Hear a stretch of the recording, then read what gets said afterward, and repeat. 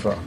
Did he have any, to your knowledge, any ties to Martin County or the Treasure Coast? Yeah, to my knowledge, does he have any ties to Martin County? I think the answer, to my knowledge, the answer is no, I have no knowledge.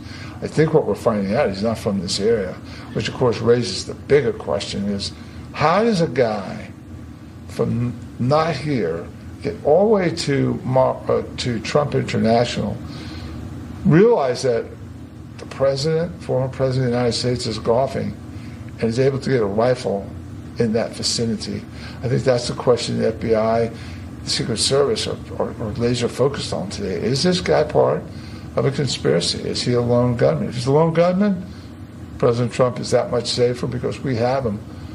But if he's part of a conspiracy, then this whole thing really takes on a very ominous tone. The latest attempt on Donald Trump's life was an obvious setup.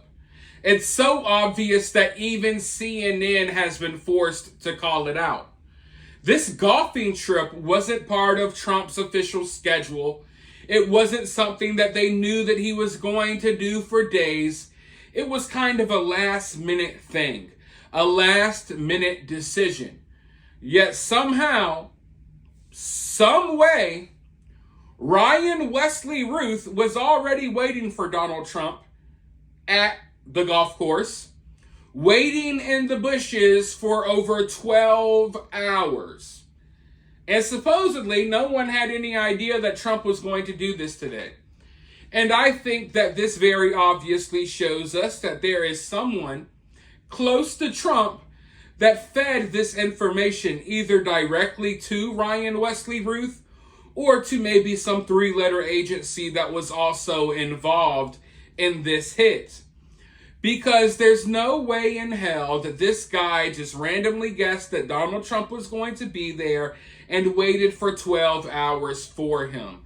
No. And I've been looking into this guy.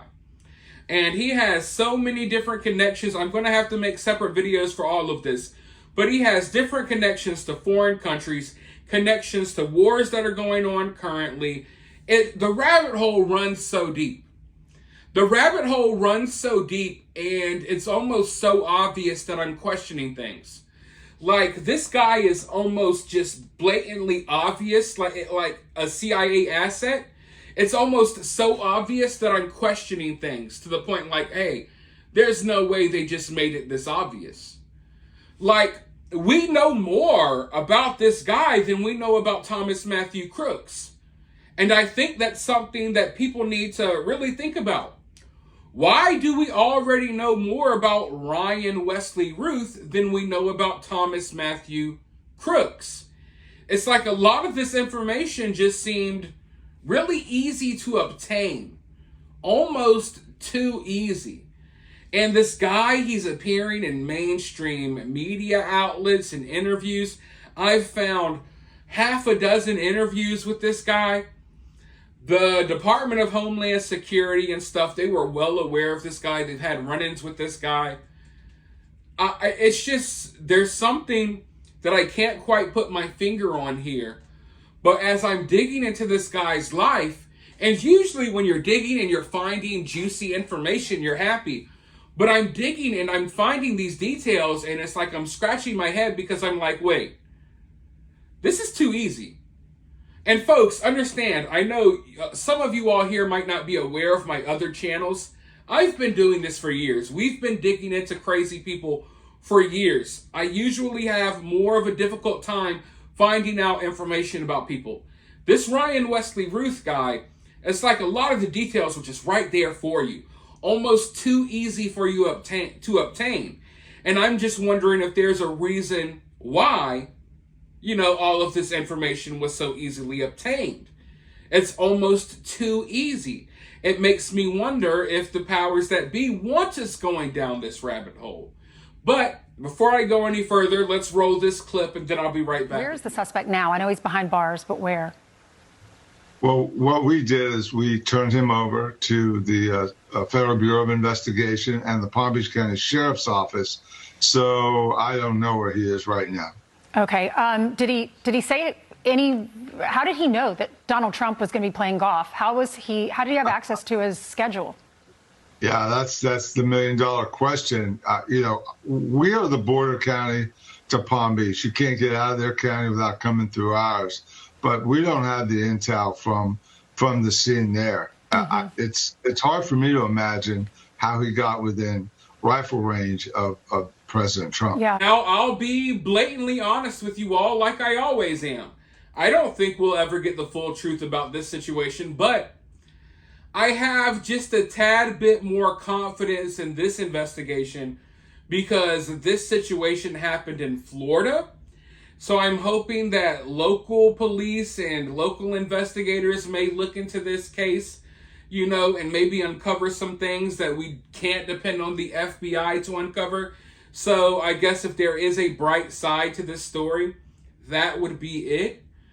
But I just feel like we're going to be thrown into another situation like this before the election. It really feels like they got it out for Trump, and that's obvious. But it feels like they're not going to stop attempting to take this dude's life until they ultimately do. And if that day comes, then what? Then what? Because a lot of these people, they're so crazy. They want Trump gone so bad. But what happens if Trump is gone? Do they think it all ends there? Do they think that all of his supporters are just going to, oh, well, Trump's gone now? It's not going to happen that way. But also, it feels to me like they're almost purposely, continuously trying to do things. They're trying to inspire someone from the right. They're trying to get one of Donald Trump's supporters to do something crazy.